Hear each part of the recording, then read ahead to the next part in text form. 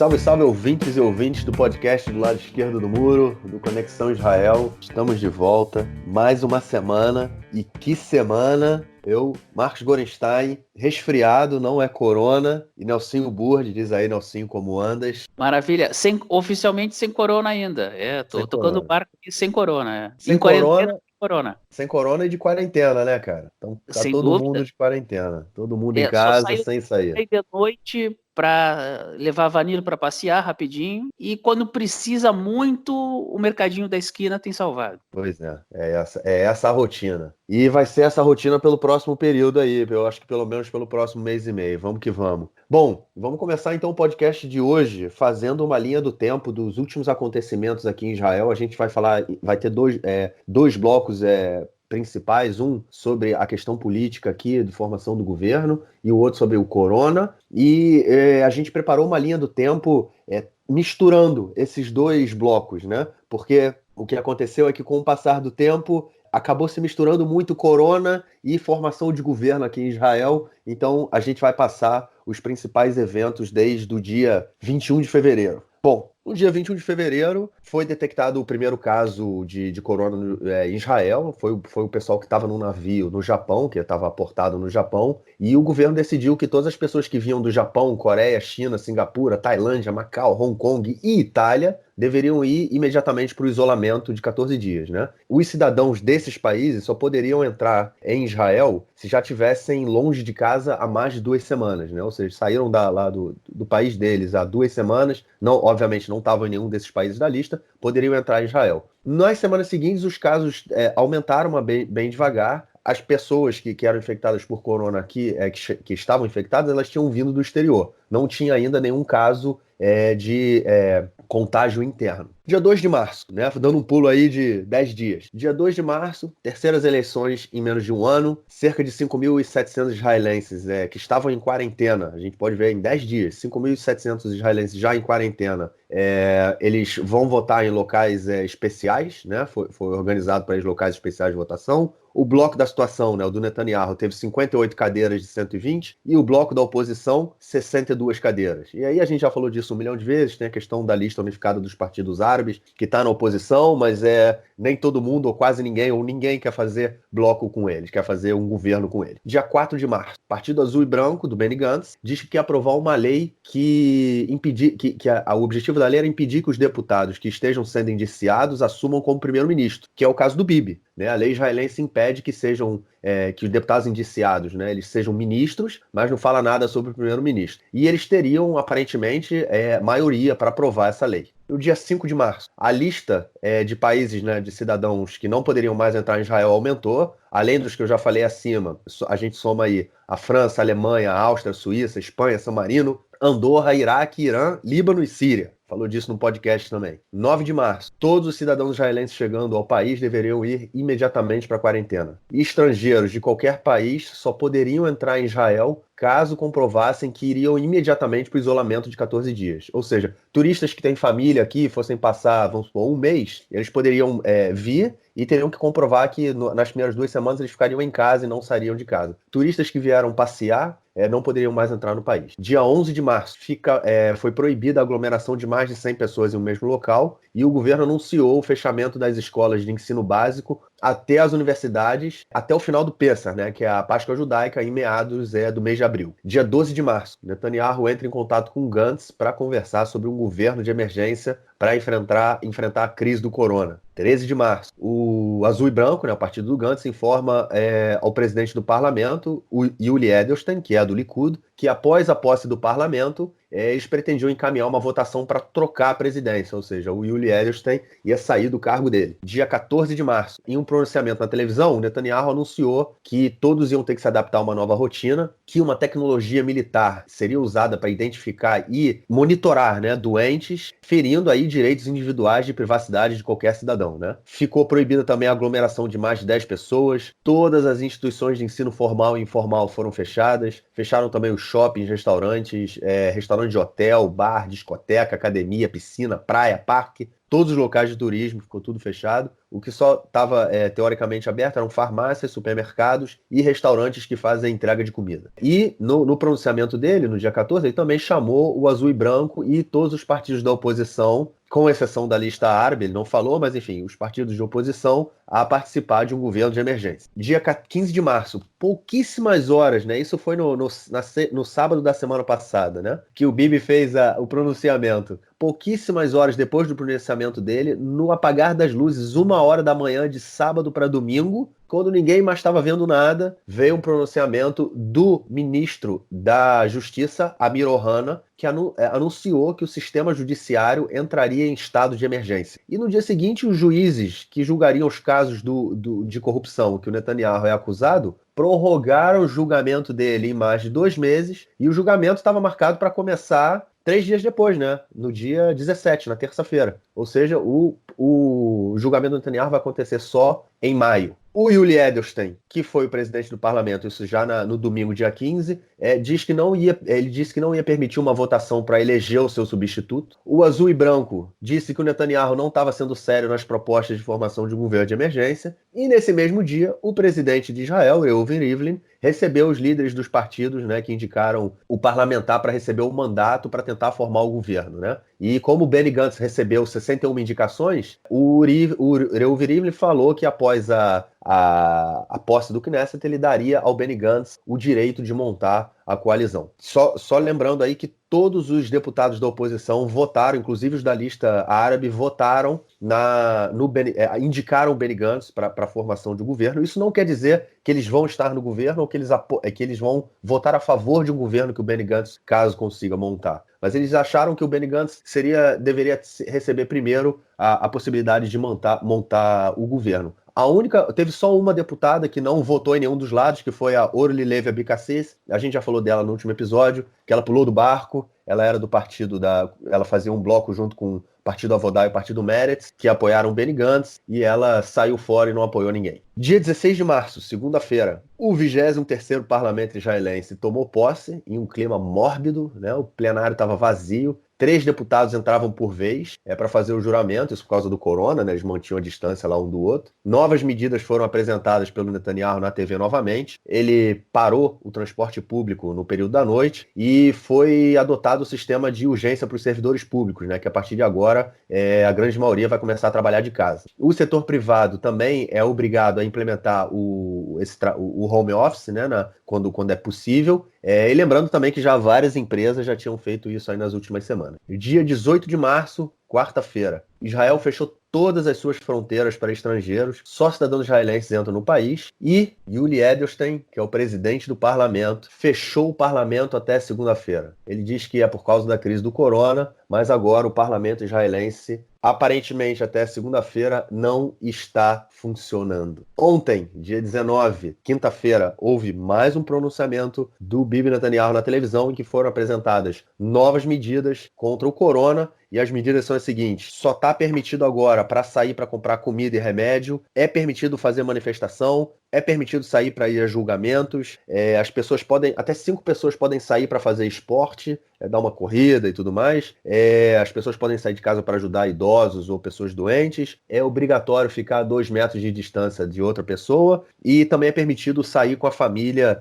por um tempo curto, né, por um período curto. São medidas que elas são muito confusas, na verdade, porque de um lado ele diz não pode sair, de outro lado você pode sair, não pode sair, pode sair, essa questão de sair com a família, enfim. São medidas confusas que acabam fazendo com que as pessoas não saibam muito bem o que pode fazer, mas a partir de semana que vem as pessoas vão ser multadas caso sejam pegas na rua sem um motivo especial. Mas a questão central de tudo aí é o seguinte: a gente tem um sistema judiciário que está praticamente não funciona. A gente tem um sistema legislativo que está fechado. E a gente tem um governo de transição já há mais de 1 ano no país, em que o primeiro-ministro ele não foi legitimamente eleito, ele não conseguiu montar um governo de maioria, e ele agora é a pessoa que dá as regras no país. Isso é uma ditadura, Nelsinho? E aí, a gente já entra no nosso primeiro bloco, vamos falar da política israelense. Ditadura ou não, cara? No atual momento, não. No atual momento, digamos que é aquela situação emergencial, é aquela situação sob júdice. São brechas da situação, são brechas do sistema que chegam nesse caso. Seria uma ditadura ou será uma ditadura se por acaso o Bibi der um golpe e dizer, olha, o Congresso está fechado, o Parlamento está fechado até segunda ordem, o sistema judiciário está fechado até segunda ordem, a partir de hoje eu dou as cartas. Não é o que ele fez, ele está dando a situação de um caráter emergencial. É verdade que a oposição, que conseguiu a maioria no parlamento e que está prestes a montar o novo governo, essa oposição diz e denuncia, boa parte dela, que há uma tentativa de ditadura. E essa oposição tentou fazer uma manifestação, tentou fazer um comboio de carros para chegar até Jerusalém, e esse comboio foi brecado na entrada da cidade, não deixaram entrar. A desculpa foi do Corona. Por isso que numa das manifestações do Bibi, ele disse que permitia manifestações, para não dar um tom autoritário. Mas a verdade é essa. O Bibi, ele não conseguiu montar em abril, o Bibi não conseguiu montar em setembro, o Benny Gantz também não, mas como o Bibi já estava antes, ele foi sendo mantido até a próxima eleição. Ele está num caráter precário, porque o sistema é esse, ainda está dentro do sistema. Se em algum momento ele dizer, o sistema que vá para as cucuias, a partir de hoje eu mando e eu coordeno todos os poderes, aí sim seria uma ditadura, aí sim seria um golpe. Até o momento ainda está dentro do processo democrático, ainda dentro do processo democrático israelense. Está por um fio, segundo a oposição, mas ainda está. Não se pode afirmar. Se pode colocar, olha, está num limiar, está numa linha perigosa, mas ainda não se pode afirmar que é ditadura, não, em hipótese alguma. Olha só, eu quero problematizar aí, Nelson. Posso problematizar, Nelson? Pode. Vou colocar uns pontos aí, cara. Olha Sim. só, como a gente falou, né? O Bibi não foi eleito. Ele foi eleito, né? O partido dele foi o maior partido nessas últimas eleições, mas ele não tem maioria, né? Ele tem 58 apoiadores e ele precisaria de pelo menos 61. Ou seja, ele não é eleito. Ele não foi eleito primeiro-ministro. A prioridade com o Benny Gantz hoje tem a prioridade para montar o novo governo. O Benny Gantz hoje seria o primeiro-ministro eleito, digamos assim. Sim. O que eu quero dizer é o seguinte, a gente tem exercício. Isso. O Bibi é o primeiro-ministro em exercício. A gente tem uma quebra democrática aí, cara. A gente tem uma quebra muito séria de como as coisas deveriam funcionar. Primeiro que aí, voltando, né, por isso também que a gente fez essa linha do tempo aí sobre tudo que aconteceu. A gente tem um presidente do parlamento que se recusa a deixar o cargo. A gente tem um presidente do parlamento que, além de se recusar de deixar o cargo, ele fechou o parlamento. E a gente tem medidas muito sérias sendo tomadas, como esse uso de tecnologia para identificar doentes, que, inclusive, hoje o Supremo Tribunal, que ele está funcionando, né, para casos emergenciais, ele falou que isso deve ser parado a partir de terça-feira, se eu não me engano, o governo tem que parar de usar. Qual é essa medida? O Serviço Secreto Israelense interno, né, o conhecido como Shabak, ele consegue, através dos celulares, saber onde as pessoas estão andando, com o que as pessoas encontraram, pelo GPS, né? Eles têm isso, eles fazem isso. E isso, eles dizem que isso sempre foi usado para identificar terroristas. E isso está sendo usado agora para identificar doentes de corona, compulsoriamente. Eu não tenho que dar minha autorização. Se eu virar e falar assim, eu não autorizo o uso do GPS do meu celular, eles falam para mim, não importa, a gente vai usar. Para que alguma coisa dessa fosse permitida, isso deveria ter sido passado pelo parlamento. O mesmo parlamento que o Yuli Edelstein fechou. Ou seja, ele está sendo arbitrário. É uma medida arbitrária. Ainda bem que o Supremo proibiu, mas já está sendo feito, né? Nesses últimos dias, eles estão sendo feitos, está sendo feita essa medida, eles estão fazendo esse rastreamento. As pessoas que estiveram em contato com doentes de corona, elas estão recebendo uma mensagem e sendo obrigadas a entrar numa quarentena compulsória. O cara é obrigado a ficar 14 dias em casa, em quarentena, não pode sair. Ou seja, a gente tem aí uma questão muito séria, uma invasão dos direitos privados do cidadão, né? Sem uma autorização. Eu não estou aqui discutindo se deveria fazer ou não, ok? Mas sem uma autorização do Poder Legislativo, que está fechado. Isso é uma coisa. A outra coisa é que a gente não tem os ministros, assim, ontem o ministro da Saúde, o Bibi foi o ministro da Saúde durante a maior parte dos últimos anos. O vice-ministro era o Yaakov Litzman, que é do partido Yaduta Torá, né, um partido ortodoxo ultra-religioso, não sionista, é interessante dizer isso. Ele não entende nada. Ele não entende nada de saúde, não entende nada de sistema de saúde, e assim, é muito, muito raro vê-lo falar. Quando ele fala, ontem, pela segunda vez, ele foi na televisão fazer um pronunciamento quando o Netanyahu adotou e disse essas últimas medidas. Sabe o que ele fez? Ele falou sobre um trecho da Bíblia. Pô, meu amigo, não dá, né? O sistema de saúde israelense também é problemático, né? Muita gente que chega aqui acha, uau, é muito bom porque é público, é muito melhor que o Brasil. Isso a gente tem que dizer, é infinitamente melhor do que o Brasil, pelo menos para determinados serviços, né? A gente consegue ir a médico muito mais rápido, outros não, né? Eu tive que já ir a médico e esperar 3 meses na fila.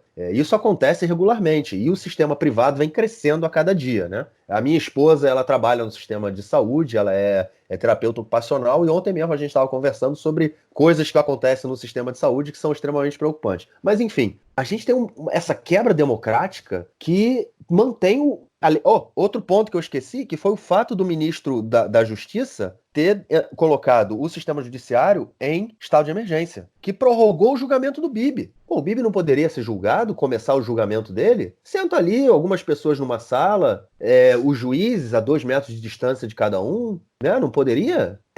Era tão necessário continuar, até porque os funcionários públicos continuavam trabalhando. Os funcionários de banco continuam trabalhando. Os funcionários de supermercados continuam trabalhando.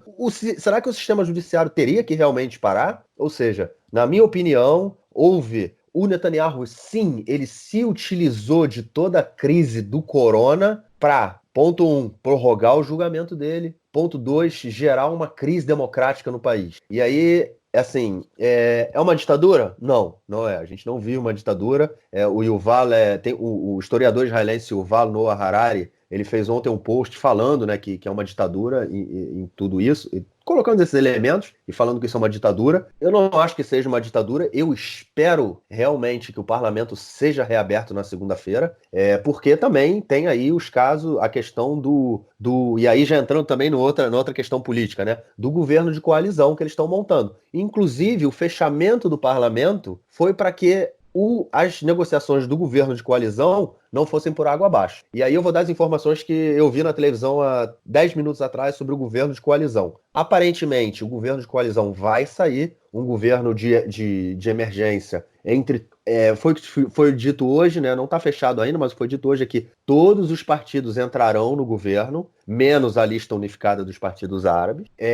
O governo seria de só 3 anos. No primeiro ano, o Netanyahu seria primeiro-ministro por 1 ano e meio, e depois o Benny Gantz seria ministro por 1 ano e meio. Sendo que no primeiro ano ele seria um governo de emergência. Ou seja, um governo que só trataria das questões do corona. Durante 1 ano, corona. Depois de 1 ano, o governo passaria a tratar também de outras coisas, e aí os partidos que não concordam com o governo de união nacional e quisessem sair, eles sairiam, mas eles estariam dentro no período de 1 ano, porque seria o governo de emergência. Ou seja, toda essa política foi feita também para o Bibi se manter como primeiro-ministro, porque ele aparentemente não ia ser o primeiro-ministro. O Benny Gantz tem 61 indicações. Ele poderia montar um governo de minoria com o apoio dos partidos árabes, e, ao que tudo indica, era isso que ia acontecer. Os partidos árabes eles estavam dispostos a discutir a participação do lado de fora, um apoio externo ao governo Gantz, entendeu? Ou seja, o Bibi acabou com isso, se mantém no governo, se mantém no poder. Ele vai ser primeiro-ministro por mais 1 ano e meio, se esse acordo sair, e como, mais uma vez, aparentemente vai sair. E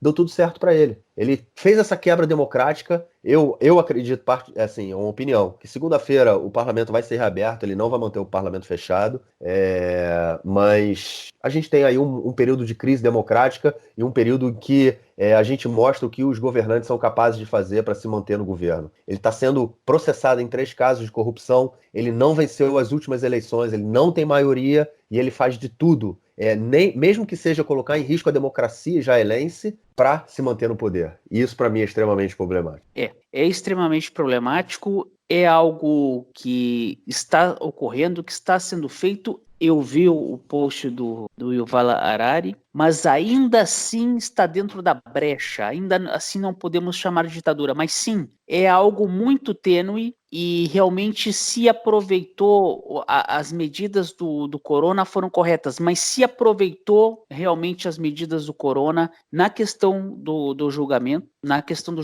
esse adiamento do julgamento tem uma conveniência, sem dúvida nenhuma. Por outro lado, a questão do Edelstein, do Yuli Edelstein, no que esse fechamento de alguns dias do parlamento, vamos ver se ele vai ser reaberto na segunda-feira, deve ser, mas vamos ver se isso vai se cumprir. Foi isso que motivou uma manifestação em relação a tocar e fazer algum dano à democracia israelense. Foi isso que levantou o sinal de alerta, foi esse fechamento do parlamento, em ele se recusando em sair da cabeça. O que eu posso te dizer?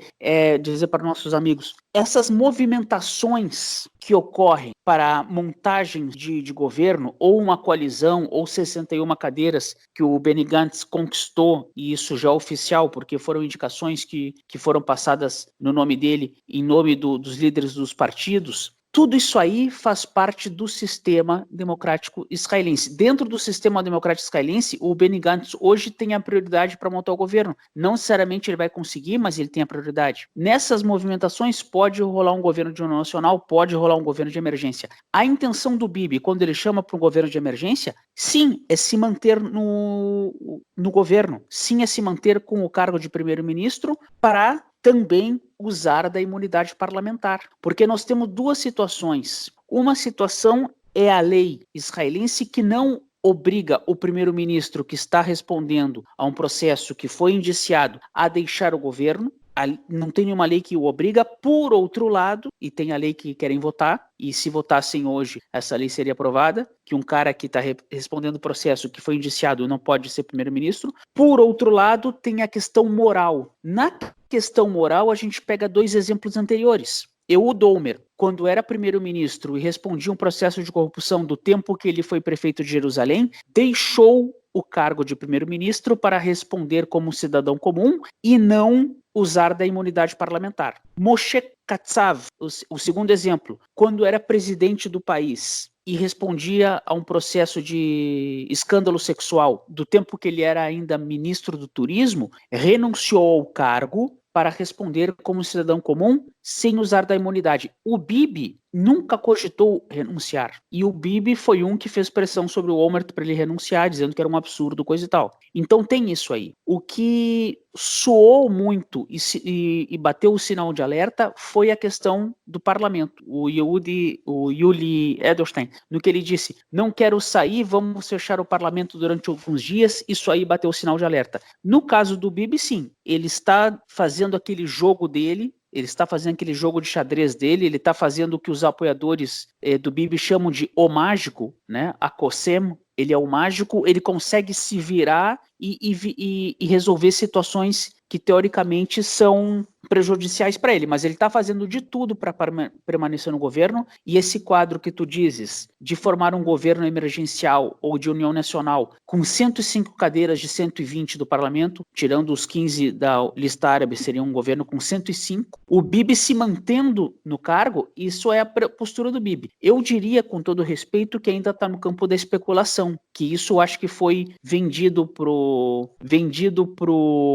para a imprensa através do pessoal do Bibi. Eu não acredito que o Benny Gantz concorde com isso, porque o Benny Gantz já não concordou com isso em abril e setembro. Ele falou, se rolar União Nacional, eu sou o cabeça de chapa ou eu começo na cabeça de chapa. O governo de emergência de 1 ano ou de meio ano começar com o Bibi, eu não sei se o Benny Gantz teria que receber muitas garantias e teria que receber muitos afagos para que isso aconteça. Eu não acredito que o Benny Gantz aceite isso, num momento que ele tem 61 cadeiras. Eu acho que é uma especulação que vem dos partidários do Bibi, mas se for confirmado, realmente é uma coisa que o Bibi fez de tudo e faz de tudo desde abril para não deixar o seu cargo em nome da imunidade que ele mantém. Aí entra outra situação. Vão votar ou não vão votar a lei? Aquela que a gente falou no começo, de que uma pessoa que responde processo e que já foi indiciada pode ocupar o cargo ou não, porque isso também influi. Ele conseguiu empurrar para maio, contando que até maio ele vai conseguir, de repente, ou jogar com a questão da corona, ou jogar com outras questões ou com outros acordos para não ser jogado. Que fatalmente a condenação ela vai ocorrer. O processo vai seguir andando, vai seguir sendo empurrado, mas a condenação ela é quase iminente. Nós não podemos, de jeito nenhum, condená-lo antes da justiça. Isso seria uma injustiça. Mas tudo indica que a condenação ocorrerá. Se ele vai ser preso ou não vai ser preso, isso é algo que vai depender também de brechas da justiça. Mas o afastamento dele do cargo é iminente. Agora, estão fazendo de tudo e de tudo mais um pouco para tentar se alastrar. E a corona tem o lado eficaz de saúde pública, tem. Por outro lado, tem a questão política também. E isso, por mais que tu queiras fazer um trabalho sério, e um trabalho, por exemplo, o diretor-geral do Ministério da Saúde, o Simantov, que tem falado todos os dias na televisão de modo sério, ele é uma pessoa séria, ele é um técnico, ele é um funcionário. Eu não acredito que ele tenha uma visão política, mas o Litzmann, que é o vice-ministro, que é o religioso, esse está num cargo político, vai dançar conforme a música. Assim como o Bibi também, por mais que ele esteja falando de um modo sério e correto e fazendo manifestações em nome da população, ele também está pensando no seu bem-estar. Ele também está pensando no lado de fugir de um processo que ele está sendo julgado. Então está tudo em aberto. Está tudo em aberto. Eu não posso afirmar que isso aí que acabou de sair na televisão é correto. Eu acho que estão tentando, é um balão de ensaio, como a gente fala no jornalismo do Brasil. Alguém está vendendo essa ideia para ver se pega. Eu não acredito que o Benny Gantz aceite isso. E para o Benny Gantz aceitar isso, ou ele seria pouco inteligente, porque ele tem a faca e o queijo na mão, ou ele tem que ganhar muitas garantias. Até porque tem uma outra coisa, se pinta um governo de União Nacional e o Bibi fica 1 ano e meio antes, nada garante que o Bibi não tente depois cooptar outros deputados e dizer agora eu tenho a maioria, o Benny Gantz fica a ver navios, eu continuo até o final. Isso pode acontecer? Pode.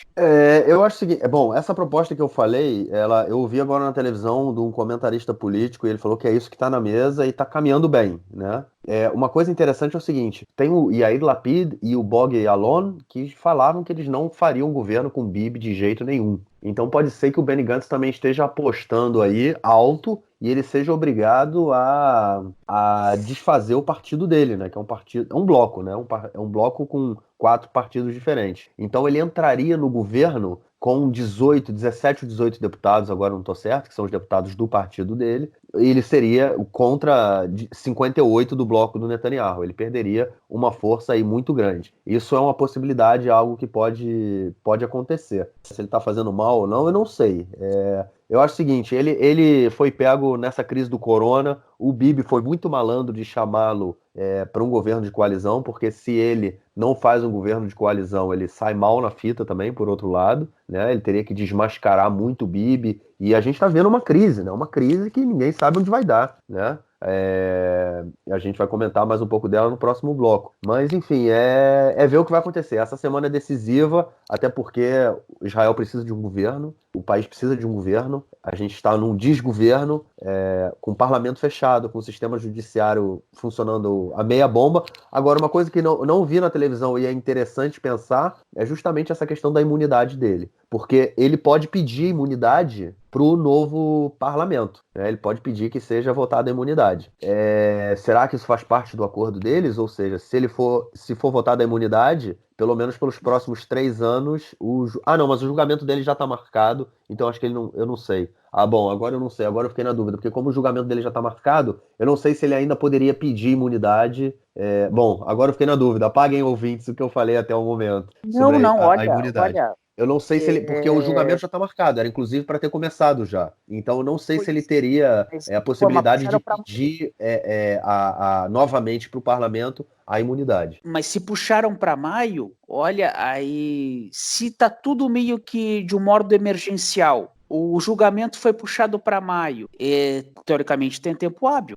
Não, mas esse pedir a imunidade foi o que ele ia pedir no parlamento no mês passado, em fevereiro, janeiro, fevereiro, e acabou não pedindo, porque ele viu que ele não ia conseguir. Se vai fazer um acordo político, o Bibi vai fazer um acordo político em que ele sai ileso, porque senão não interessa para ele. Toda essa movimentação, o Bibi está pensando no país, não posso dizer que não, mas ele está pensando nele também. Toda essa movimentação, ele está pensando em que ele possa se escapar desse processo. O ser primeiro-ministro significa a imunidade parlamentar. O que ele estava tentando votar antes no parlamento seria meio que um perdão, que como se fosse assim, o poder legislativo irá votar um cancelamento de uma futura condenação do Poder Judiciário. Até você está falando de democracia, seria uma interferência forte de um poder no outro. A gente está falando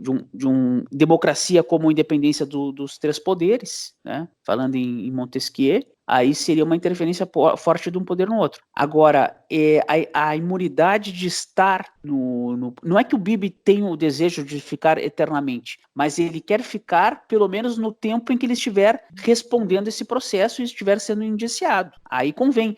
Se ele estiver livre desse julgamento, ou sair ileso do julgamento, aí ele se aposenta e fica na beira da praia lá, numa fase pós-corona, né? O comentarista na televisão, ele pode fazer o que ele quiser da vida dele. Agora, ele precisa estar em alguma situação que o afaste deste julgamento num momento em que ele está sendo indiciado. Esse é o grande interesse do Bibi em se manter, sendo provisoriamente, sendo não provisoriamente. Ele apostava todas as fichas, como apostou nessa eleição do dia 2 de março, porque ele falou, as urnas vão me dar a legitimidade. Sob certo aspecto, deram, porque ele sozinho chegou na frente do concorrente, mas na hora de somar o número de cadeiras dos blocos, ele ficou atrás. Por isso, o Benny Gantz chegou na frente, tem o mínimo para montar o governo. Por mais que nós tenhamos essa questão do corona, que venha calhar para o Bibi por um lado, por outro lado, é uma questão de sobrevivência. Muita gente pode morrer. É uma nova peste bubônica depois de 500 anos. Tem que se fazer essa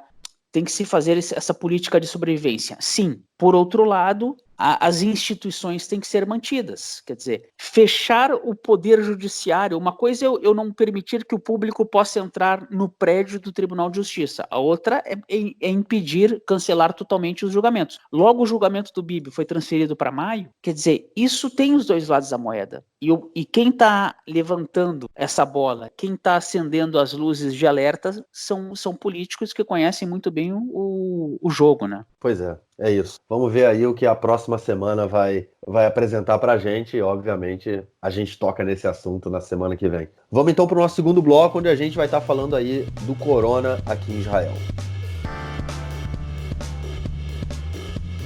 Bom, só passando os números rapidamente da situação agora, sexta-feira, 10 horas da noite aqui em Israel, são 705 pessoas contagiadas pelo corona, teve um aumento muito grande aí em relação aos últimos 3 dias, 15 pessoas já ficaram boas, né, já testaram negativo para o vírus, e tem 12 em situação doentes com risco, em perigo, né, de vida, 6 nos últimos dias. E por que a gente teve esse número grande aí do número de doentes, né? Porque agora o governo está tentando fazer mais testes, né? A ideia é fazer o Bibi falou que a ideia era fazer entre 3 a 5 mil testes diários.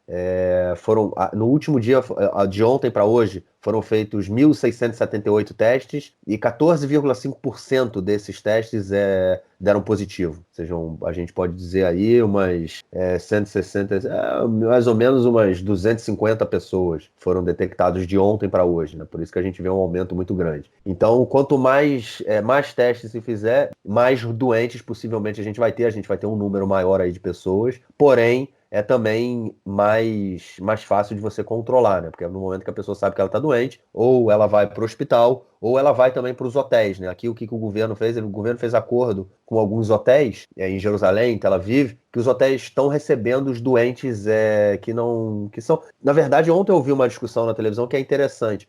Um professor estava falando que nem todo mundo é doente. O cara é portador do vírus, só que o vírus não se Exato. desenvolveu. Ele teve talvez uma Não se febre manifestou. durante um dia. Isso, não se manifestou. Ele teve talvez a febre durante um dia, passou, mas não tem nenhuma complicação. Mas ele é portador do Exato. vírus, né? Então, assim, quando eu falo 705 doentes, são 705 portadores do vírus. Tem 15, né, em perigo.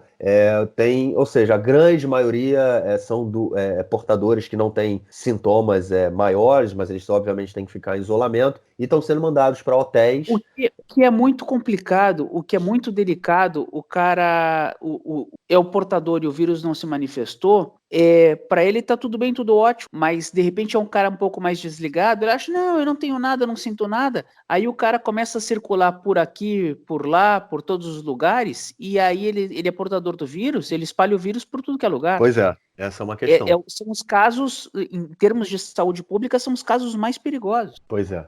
Esse é o objetivo também de fazer esses testes, né, em massa na população. Inclusive, eles construíram pelo menos em Tel Aviv, eu sei que tem um drive-in, né? O cara vai de carro, ele para, fazem um teste nele rapidinho. Ele não, obviamente, ele não recebe o resultado na mesma hora, vai receber no dia seguinte, enfim.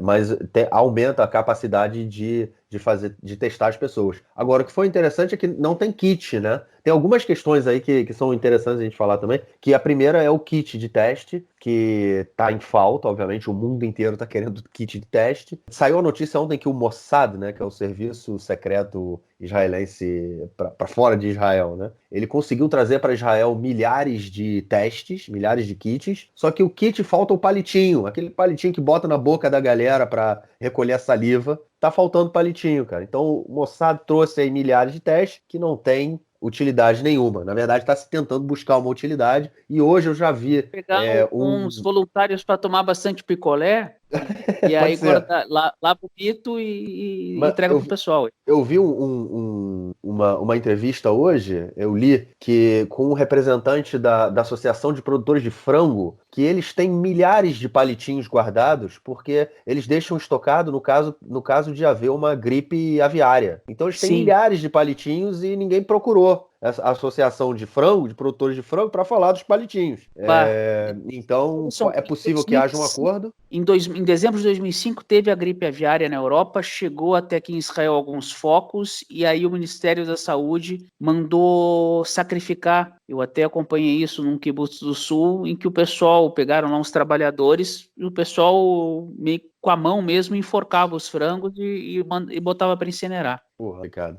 E uma outra questão também que eu vi na televisão que é absurda há laboratórios que se propuseram a fazer os exames também e o governo, o Ministério da Saúde não deu autorização, ou seja, eles falam que agora está tendo uma sobrecarga dos laboratórios, mas são laboratórios reduzidos, né, ou de hospitais ligados ao governo, ou de centros de pesquisa específicos e laboratórios universitários, da Universidade de Tel Aviv, eles estão só esperando autorização para começar a fazer teste, a mesma coisa na Universidade de Jerusalém, e o governo não dava autorização. Como também tem laboratórios que estão esperando autorização para poder trabalhar no Shabat, Nelsinho. Aí não dá, Olha, né, eu vou cara? te falar uma coisa.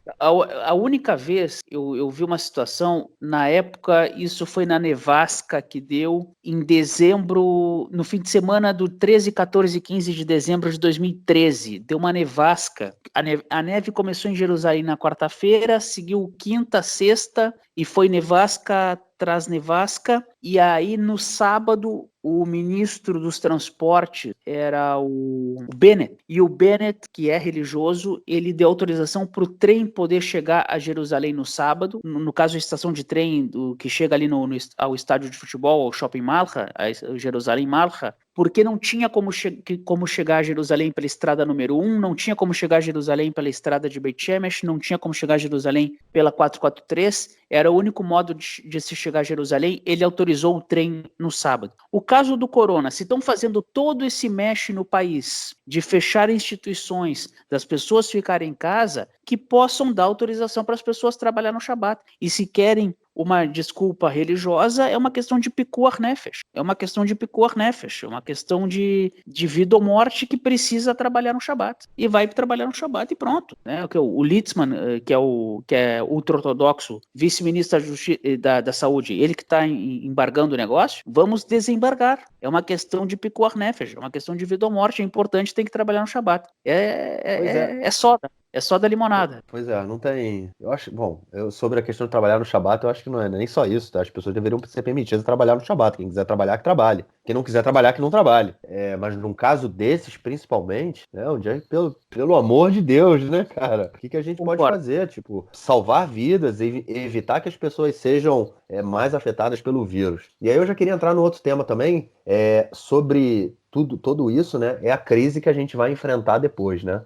A gente está com o mercado parado, o país está praticamente parado, são pouquíssimas fábricas que têm autorização para funcionar, fábricas de materiais básicos, né, de alimentos, obviamente, também, de remédios e de coisas básicas, elas têm autorização para funcionar, mas a gente tem já quase centenas de milhares. Eu ouvi hoje um número que eu não sei dizer se ele é correto, mas cerca de 400 mil pedidos de seguro-desemprego nessa última semana no Ministério do Bem-Estar Social. Esse número estava em cerca de 150 mil alguns dias atrás, e a expectativa era que chegasse a 500 mil até o final do mês que vem, mas eu acho que isso vai ser muito maior. São muitas pessoas que estão sendo demitidas, afinal de contas tá tudo fechado, ou as pessoas estão sendo demitidas, ou as pessoas estão sendo mandadas para casa de férias sem pagamento, o que é praticamente uma demissão. Aqui em Israel, não, mas a gente tem que explicar isso aí. É porque se o ouvinte está num outro país e tem uma outra lei trabalhista, ele não vai entender. Aqui em Israel, a maioria dos trabalhadores ganha o salário por hora e não o salário mensal. Então, se o cara trabalha 8 horas por dia, ele ganha um salário como se ele ganhasse vezes 8, digamos assim. Se ele trabalhou 7 horas num dia, ele vai ganhar só 7 horas de salário. Se amanhã ele trabalha 10 horas, ele vai ganhar 10 horas. E aí, dependendo do acordo, tantas horas de hora extra ou não. No momento em que a pessoa trabalha num regime de 8 horas por dia, 5 dias por semana, pela lei israelense, ela tem um dia de férias a cada mês trabalhado. Então ela termina aquele mês termina aquele ano de trabalho, ela tem mais ou menos, pelo direito dela do seguro público, 12 dias de férias remuneradas. Quando os caras te mandam para casa com férias não remuneradas, significa que tu vais ficar em casa e não vais ganhar nada. Em caráter emergencial, a Previdência Social disse o seguinte: vocês podem requerer o salário de vocês através da Previdência Social. Entrem no site, porque o prédio está fechado por causa do corona, e peçam isso aí. Por que esses números 400 mil, 150 mil não são exatos? Porque entrou todo mundo ao mesmo tempo no site, o site caiu, o sistema caiu. Então é um número meio que estipulado, porque muitas pessoas entraram no sistema para fazer o cadastro, o sistema caiu, a pessoa não sabe se entrou ou não, entrou para fazer de novo. Então esse número de 400 mil é um número parcial. Pode chegar a 500, porque tem muita gente que recebeu o cadastro e a empresa fez o cadastro direto, ou ainda não fez, vai ter que fazer sozinho. É um dado muito delicado. Jogaram na mão do governo e o governo disse que tem a priori, o governo disse que tem orçamento para cobrir esse valor. Então as pessoas que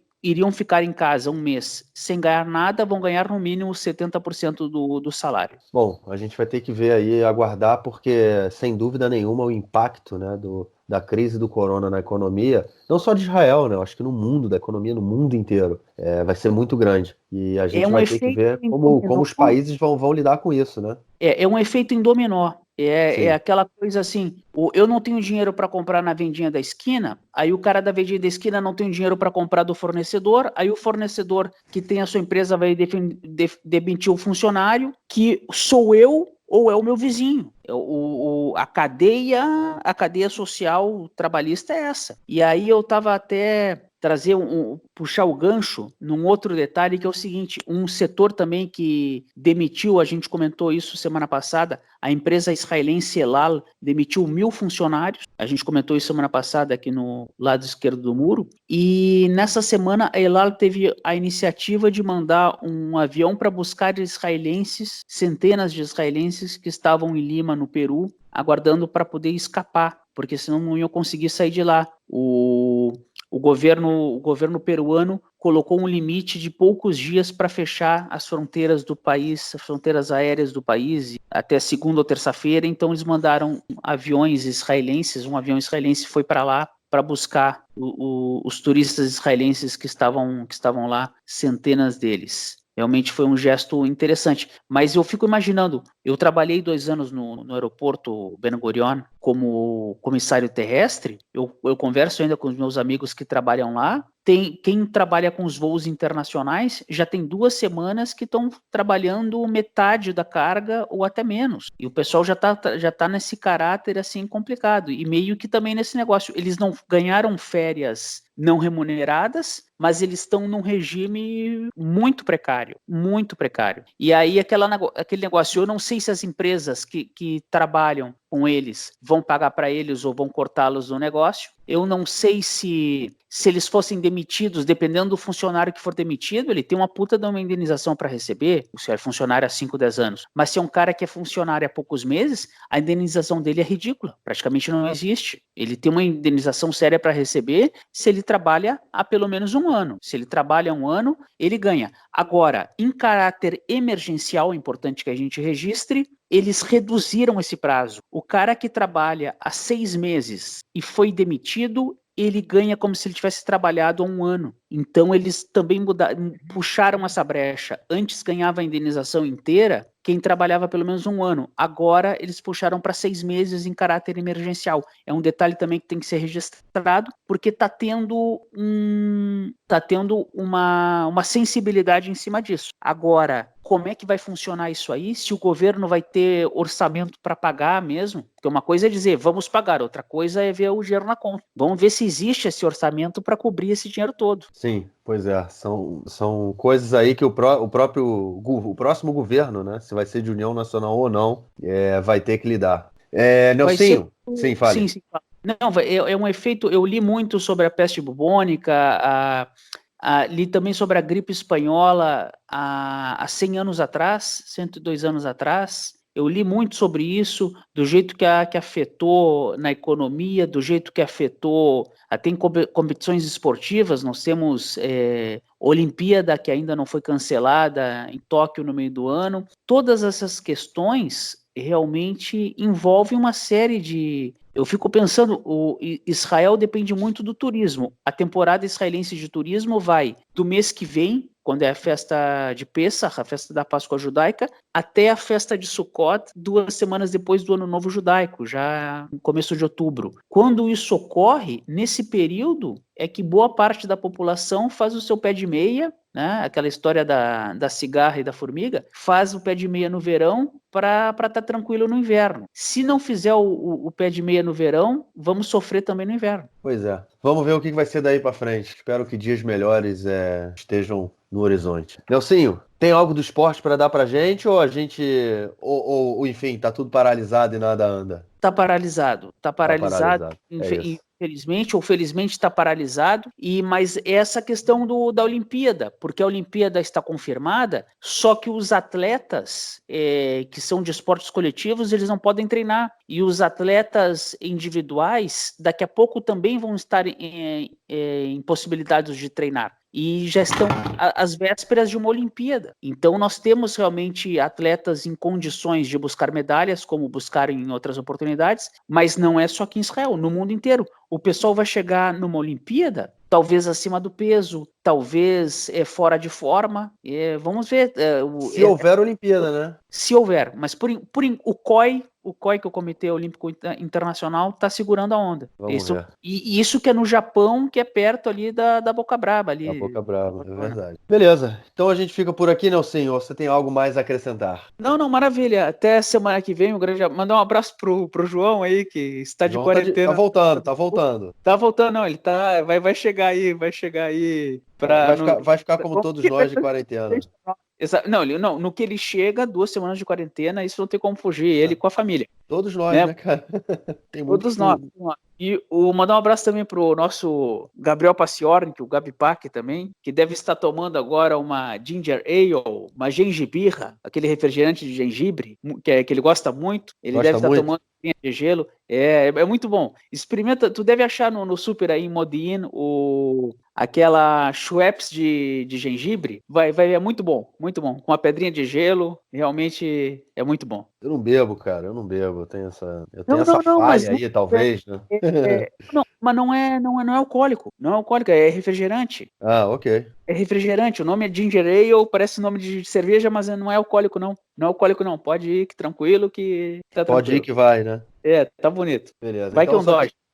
Eu só queria também deixar mais uma vez aí para os ouvintes um recado. Se cuidem, não saiam de casa, evitem. É um momento. A gente vive num mundo onde está todo mundo conectado, mas evitem o contato. É complicado, é difícil. O maior problema não é só o vírus, o maior problema é a superlotação dos sistemas de saúde. Em nenhum lugar do mundo o sistema de saúde é capaz de dar conta se houver milhares de pessoas contagiadas. Então se cuidem porque é difícil. E se você for de um grupo de risco, se cuida mais ainda. Tomem cuidado e espero que a gente passe por isso rapidamente. Dias melhores venham logo. Valeu, Nelsinho. Um grande abraço e a gente se fala. Valeu. Tchau.